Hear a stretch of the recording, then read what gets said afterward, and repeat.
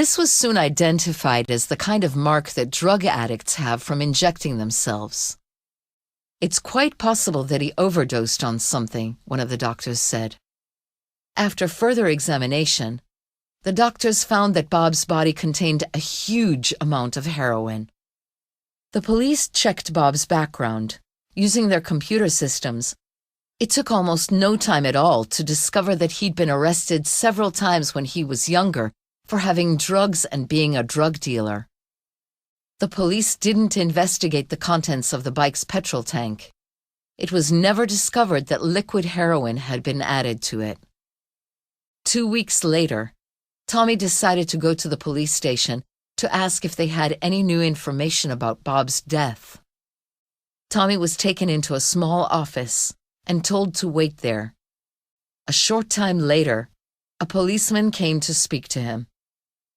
"I'm afraid Mr. Marsh's death was caused by an overdose of heroin," the policeman explained to Tommy. "It seems that Mr. Marsh became unconscious after injecting the heroin into his vein. The bike's engine was left running because he was unable to switch it off. That's all there is to know." After leaving the police station, Tommy decided that he wouldn't tell Jack and Susan that Bob had been a drug addict. He'd tell them everything else, but not that. "I think you're hiding something from us," Susan said after her uncle told them what the police had said. "You were never good at keeping secrets. Come on, Uncle Tommy. We want to know everything the police told you." Tommy shook his head. "I can't tell you everything they said. Please don't ask me to do that."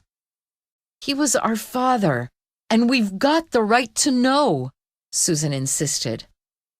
"Your dad's dead, so what difference does it make now what they said?" asked Tommy.